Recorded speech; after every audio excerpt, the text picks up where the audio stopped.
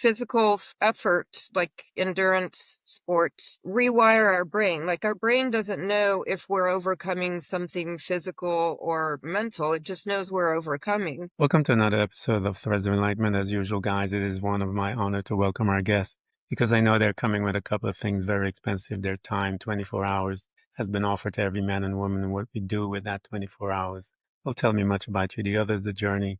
The journey is a powerful created the individual before us. Margie's here, and in order for us to have access to some of the things that we would like, she has to become vulnerable. Those things that we're talking about, her wisdom, our knowledge, her insights. And so we want to create a space where she can be at peace, at rest, to become vulnerable before us. So I want to thank you so much for coming to Threads of Enlightenment. Thank you so much for having me. I'm honored to be here. It's an honor to have you. As I mentioned, I love asking this question because it gets to the heart of the moment, if you will. But it also gives you an opportunity to tell the people, how do you serve mankind? Because I believe that we all came to this planet with an assignment. And my assignment is, I find that out, or I get a better understanding of it as I go through my journey. And my question to you is, how do you serve mankind? Wow, that's a big question. I feel like telling my story is my journey to serve mankind, both men and women. I'm sure there are both young people of both sexes who feel how I felt, which was terminally inadequate. Nothing I did was good enough, and I simply didn't have what it took to be good enough. That's how I felt like I was born not good enough. And many times I could have, would have, should have quit, even up until right before I turned 50. And I thought maybe I should just quit. But at the age of 50, had enough behind me to be able to say, you can't quit now. You've just been through too much.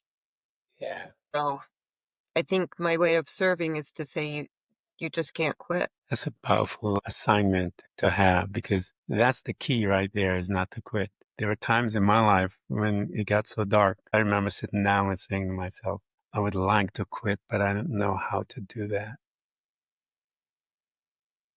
That's a good one. because my personality was always push, push, push. And so I was like, I would love to quit, but I just don't know how to quit. One of our customs that we do here at Threads of Enlightenment is go back to our beginnings. I call it the beginning of our beginnings. And that is the first space that we visit when we land on this planet. And that unit is called the family. We're there for 16, 18 years and so forth before we start heading towards our independence, if you will, to become adults. In that space of our family, we're going to learn a lot of things. Our communication skills, our behaviors are going to develop here. Our mindset, beliefs, all these things are going to be developed there. Trauma also is introduced there as well.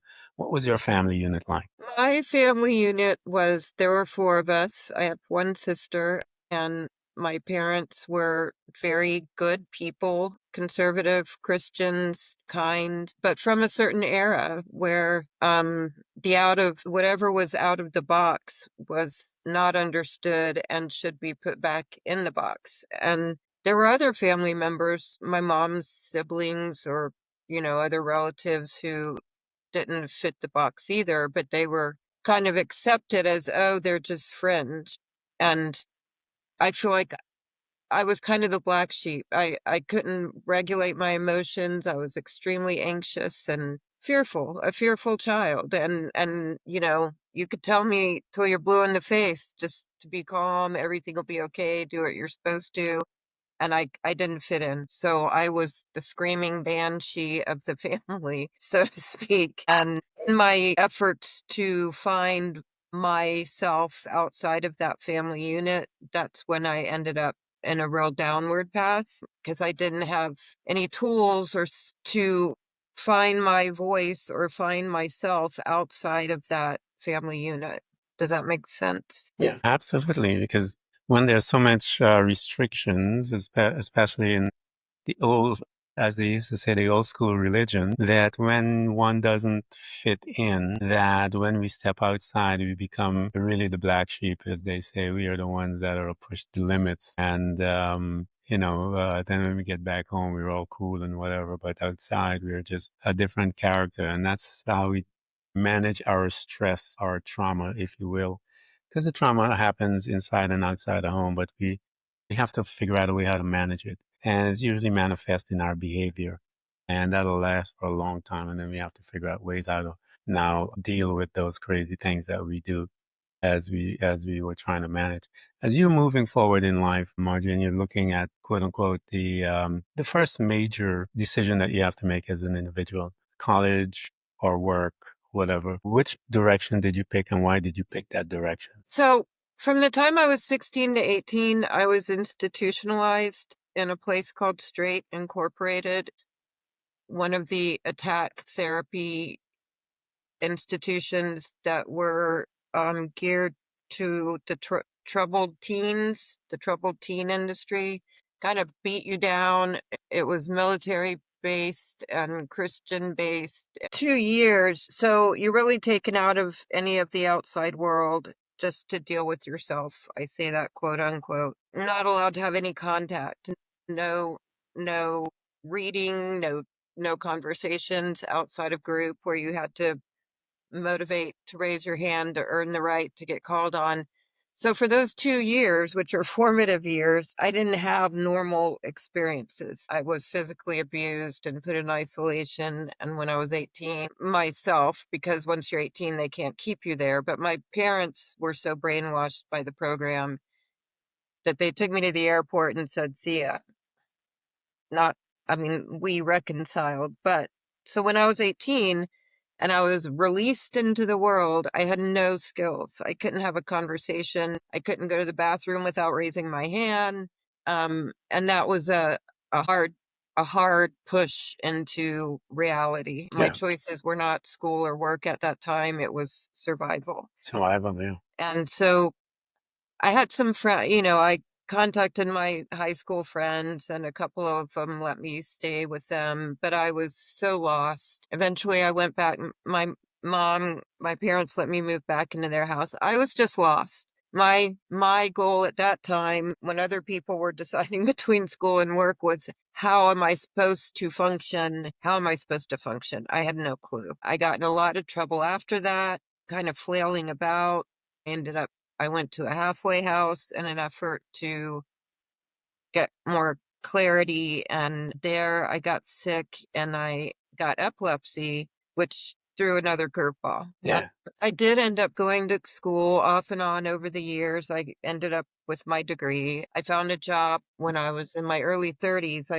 After I had toxic shock, a lot of stuff had already happened. And that's when I discovered Pilates and I became a Pilates instructor. And that was when I was 33. And that was the first time I really believed I had something to offer, was through Pilates training. And I met a group of women who were very supportive and not judgmental. I was in Los Angeles at the time, which was a great environment because, a lot of people go to Los Angeles to find themselves. yeah. And so this was a group of women who had all been searching, and Pilates is a nurturing kind of environment. So that was a good landing spot for me. Yeah, one of the things, Margie, that I try to tell people is life is hard, period. What you need to do is find your tribe, find a group of people that will help you through it, so you can lean on each other and,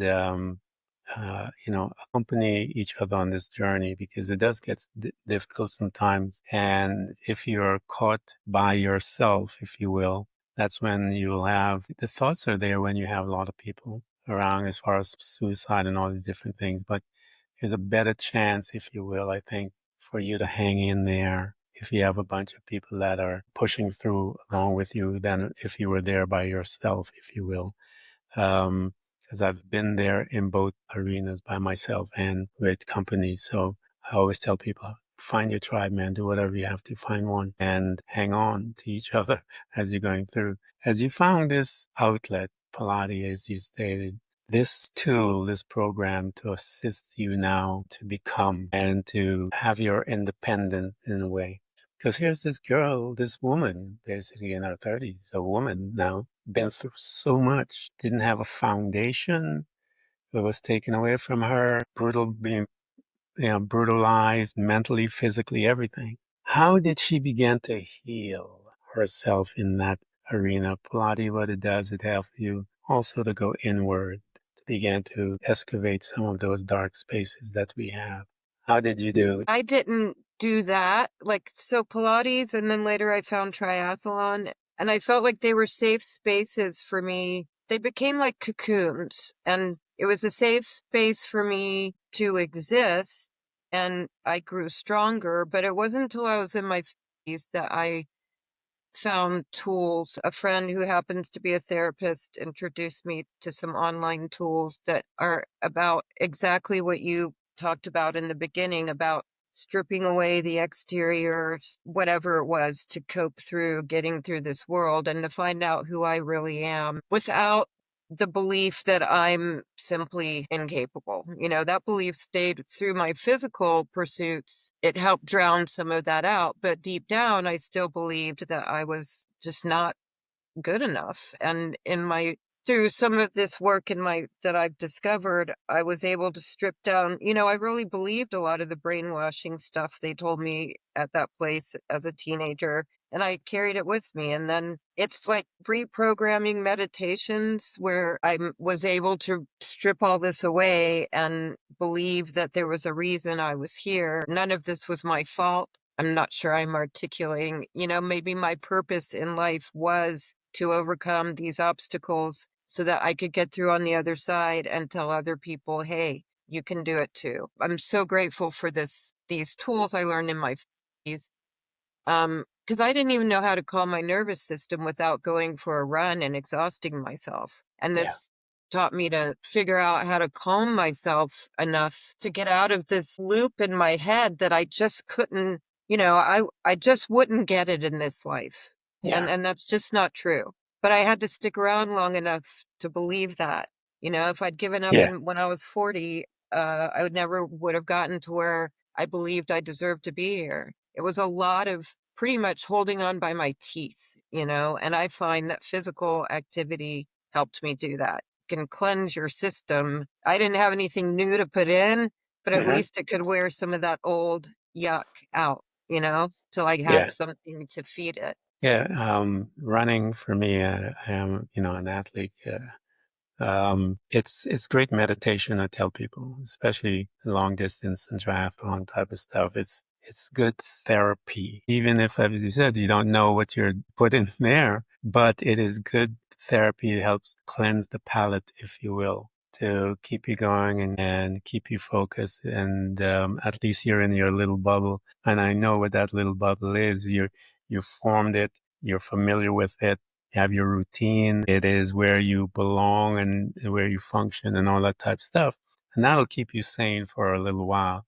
But then life happens, as they say, you have that life happens. And you said it happened all the way till your 50s. Within life happening and you were just managing or just hanging on, as you said, what did you notice from some of those encounters that you had with people about yourself as you're doing your athletic things and those guys are around you, they're talking, they're having their little thing, and a lot of them are familiar with meditation and all that stuff. Did any of that, at any of those things those conversations, did they begin to deposit little seeds in you, or was it you just tuning yourself out? Well, I have to say, my sister, she helped me get into the athletic pursuits, and she was constantly, don't you quit physically.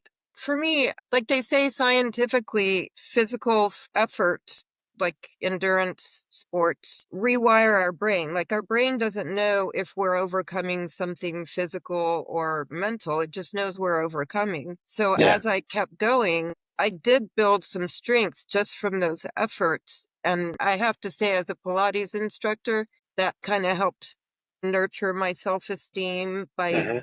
it was rewarding feeling like I gave this client something as well. I was not a good triathlete. I was out there because I was having a good time. I wasn't fast and I really didn't care. I mean, I wanted to finish the race or whatever, but sometimes I didn't, and I was just enjoying being out there because it was the only place I felt free of my personal monsters. It was like if I could just keep going, I'd leave them behind. I don't know that anybody I met on that path, other triathletes, because triathletes can be very type A, and I think I always felt a level below. I was never as good as anybody else out there. Yeah. It was just kind of being in the ring that kept me going Hmm. because I didn't know where my other gifts were and my other gifts to contribute to anybody. I didn't know where theirs lay. So as long as I had the physical, I could hold on. So right before my 50th birthday, my life partner died suddenly, and I still believe I could have helped prevent it. So when it happened, I really felt guilty and shame and remorse. And I moved across the country to my elderly parents, which is a whole nother part of life. And through learning to forgive myself and learning to be here for my parents, it just showed me there was a part of me that must be good enough to, like, I felt like I failed him. I didn't want to be in this location, but I knew I needed to be here for my parents to give back. And that showed me a part of myself that I didn't know I had. I feel like it wasn't one thing, it was layers, layering, showing myself better parts of me than all my life I believed I had. Does that make It's sense? always layers. Margie, it's never one thing. We have such a complex life because there's so much going on. I mean, people are within our world, and there's just this complexity of things that are happening within us as our individual, around us, and all these external things that affects us as well, and the internal things as we are moving through our life, trying to navigate our way. And I love the fact that you had mentioned you went back to the source of your pain, if you will, because I know exactly how that feels, because my source of my pain was some things that would took place as a young man between my dad and I. And I hated him, I hated my mother, I hated everybody. Just I wouldn't let people near me at all because of that. But I remember having to go back. And the purpose of going back was to seek forgiveness. And I remember having to deal with that. Talk to me about that. It took me 3 months to surrender to going back. How was yours? 3 months, that was fast. 3 months of constant harassment in my sleep. I couldn't sleep. I dreamed. It was horrible. Yeah. Well, I don't, so I will say, so my sister also was still here and her sons, and we had spent years having family holidays together. And, there was still the riff of how could you have done that to me when I was a teenager, lock me up. But they had also become a safe space. Like when I was with my family, there was love and there was a sense of belonging. I was still the black sheep, but Yeah, I belonged here. yeah, yeah, And then by coming back, I was no longer the black sheep. My dad even told me that I did a lot for them and that I turned out to be a really nice person. And I was like, well, thanks, Dad. I really appreciated that he at least saw me for who I am today and not as the child that was caused so many problems. And that's a real act of love to give in a space that you don't know if you'll be appreciated, just to give for the sake of giving. I felt like, and I didn't, this is where I wanted to be, even though I wasn't necessarily happy about it. I yeah, couldn't leave. I felt like I would have abandoned them in a time when they needed their daughter the most. yeah.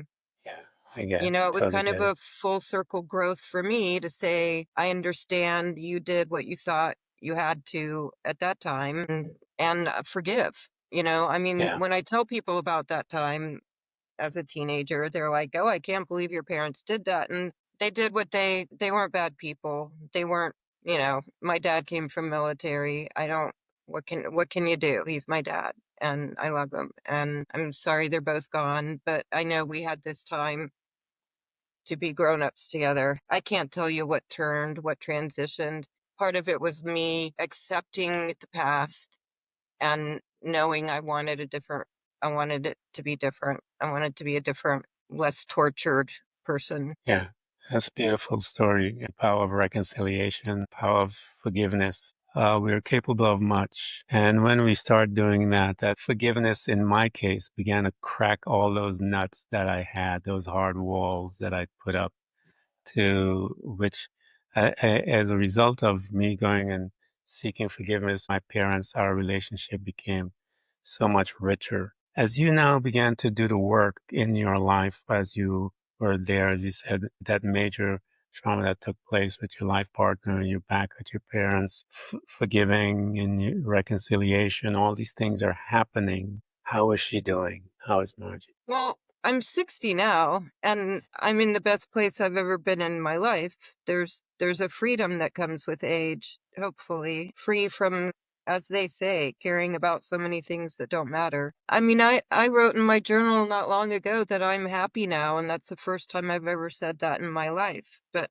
I think it's because I've learned I don't hold the past against myself anymore either. I still have regrets, but I don't hold it against myself. Apparently, I had to follow this path. But the fact that I could come to terms with things like anger and, yeah, I mean, I had a rage for a long time that I didn't know what to do with. I couldn't articulate it, but somehow I have made peace. You know, the parts of myself that I didn't like, which is a lot, for me, it's insecurity. I was so insecure and I hated that part of myself. And I learned that I could set, this sounds so woo-woo-y, but I could take these parts of myself that I didn't like and put them in a compartment and say, I'll get back to you to figure that one out later, and allow the strengths that I have to grow. So when I feel like a flailing little idiot, I just say, I understand. I'm going to set you aside and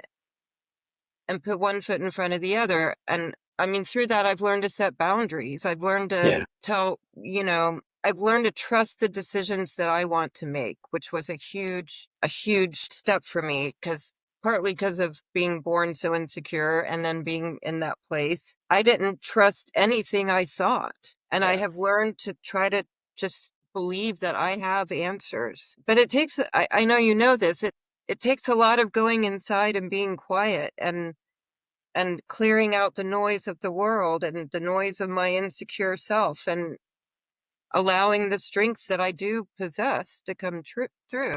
I feel like How I'm being vague and I could be more specific No, on no, that. no, you're fine. You're fine. What tools did you bring in?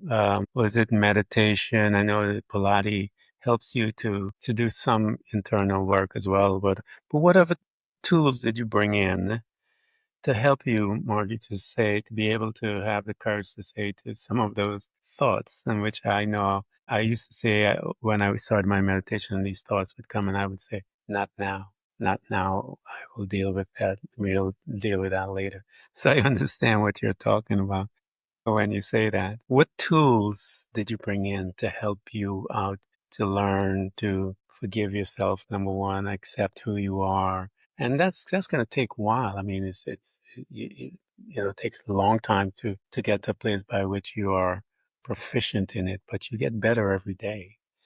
Because I still, have my moments. What tools did you bring in? For me, it was meditation. It saved my life. Yeah. I did do a couple of specific trauma therapy sessions, which are guided meditations specific to, I really wanted to feel like a strong person and I still felt like a sniveling idiot. That therapist helped kind of brought out it's really woo-woo-y stuff. It brought out younger versions of me that had been hiding and Yeah, I needed to take care of them and give them permission to feel how they felt and care about them rather than pretending like they didn't exist. And there's a program it's called To Be Magnetic and it's called manifestation, but it's really about finding the reasons and sorting through all these messages and that the world puts on us that I put on myself and learning to clear those out and then reprogram. I mean, it's like a very often used term these days, but it actually has worked volumes for me. They're yeah. guided meditations that, you acknowledge these parts of yourself, the voices that you have learned to set aside in your meditation and find what's beneath that wants to come out and show the world who I really am. But Yes. it's a lot of digging through the layers of letting this old programming, I didn't believe I could ever figure out how to deal with straight or how to let go of huge amounts of shame I had for things I had done. And it kind of gave me permission. Like, it's okay to forget. It's okay to let it go. Yeah, you did something really horrible, maybe, but you were acting based on old information. And I call it my resume of good. Like, I had shown myself that I do good things and I make good decisions, and I wanted to be able to move the bad out of the space and let the good in the space. It takes, like, to get rid of shame, it takes a lot of self forgiveness that I think is so deep. It's so hard to get underneath the shame and really get it out of there and put it's like a black thing that lives inside, and you can cover it up all you want, but till you can get it out of there, it's just, Been there. I've yeah. been there, Margie. I've been there. I've been there. My thing was I'm listening to you. One of my thing was anger. Yeah. I can deal with get anger and behavior from that. But the best of them, I was kind of a nut as a result of my anger. Pretty dangerous guy. The shame for my behavior because I grew up in quote unquote a Christian background, Christian church and all that stuff. And I was partying, man. And, so I understand about the shame and having to deal with it and to surrender and allowing yourself to be free, to be okay. I've been there and we find different ways to deal with it. Talk to me about the upcoming book that you have. Margie, how did that came about? How did that whole process come? Who was it that prompted you to do it, and how is it coming? How much more do you have? Well, I finished it last year with a main, like, that's all I could focus on. I didn't even leave the house for a couple of months because if I got myself out of the story, I had a hard time getting myself back into the story. I started it in my 20s after straight and I went down farther than I ever thought I could or would. And I had always wanted to be a writer. But what I've learned in completing it is I could never have told it. I could never have finished. It couldn't have been done till it was done, I was in my 50s. I had been where I'd been. I learned to calm my nervous system because I've discovered it's very hard to tell my story if I'm still caught up in the agitation of it. I had to be able to literally close that book. And I mean, my life is good now. I am a different person, and I don't know how some of it happened. I feel like the universe did it for me after I did enough work on myself. So I finished the book, sending it out to publishers. I've sent it to some agents. I'm here telling my story to try to put some inspiration out there that, you know, I mean, I did have people that didn't give up on me. My family, my mom did not want me to die. She was not gonna, my sister was one of my biggest cheerleaders. And I'm fortunate that I had that, as you say, a tribe. They weren't the only tribe, the tribe that was going to pull me out. I've had a couple of tribes, but I feel like it's worth telling the story. And I want to share the story of don't quit. No matter, I mean, I've always had a place pretty much to live, and I've usually had food. I wasn't at starvation but anything can make us just want to give up. I mean, because life is hard, as you said, and it hurts. And I wanted to tell my story just because I'm kind of old now, but I finally got to a point where I want to be here, and I never thought I would get to that point. So it's worth sticking around, and I just want to offer some hope, by sharing my Yeah, story. that is awesome, guys. And we're going to put together all of her links so that you can get access to her. And many of you that are in pain, if you will, you aren't institutionalized. Some of you may be, but here's a 16, 18-year-old girl um, that was put into a place where she was abused mentally, physically, all of the ways that one can be abused. And yet her story is don't give up. And so that is the key, guys. I know many of you are in pain. You're in dark spaces. I was. Trust me, there are times I remember wanting to commit suicide myself. And the only thing that kept me alive was because I had kids, I think. Without my kids, I would don't know where I would be. There are times that I wanted to give up. And I told Margie, I was there. And I remember sitting down going, I want to, but I really don't know how to, to do that. And if I knew how to, I probably would have done it, but I didn't know how. All of us guys have been through some hard times. The thing that makes me different, makes Marty different than the ones that commit suicide. It's because we didn't give up. It's not like we didn't want to. We wanted to, but we couldn't. And when you get to that place, and now you're hearing her talk about her life now, how she's excited about being alive. I'm 63, man. I didn't think I was going to make it to 40, bro. I thought I was going to die. I thought I was going to die by the age of 40. When I remember when I woke up was 41, I was laying there and I remember saying, now what? Because I never saw anything beyond that. So I know what she's talking about. I can identify. It is a good place to be here, but don't give up on yourself. Don't give up on yourself. You're much more than what you think you are. Just seek help and dig deep because it's messy in there, but it's okay. It's okay. You're beautiful. You're loved. It's okay. Hug that young individual because that's who you have to go and sit down with, hug them and tell them that you love them and that you are going to make it a better way and to give them that peace of mind that they seek. So here you are. And I know your anthem, I know the main thing, but I want to ask you this question. You have a mic and I know what you're going to say, but I want you to go into a little deeper about it.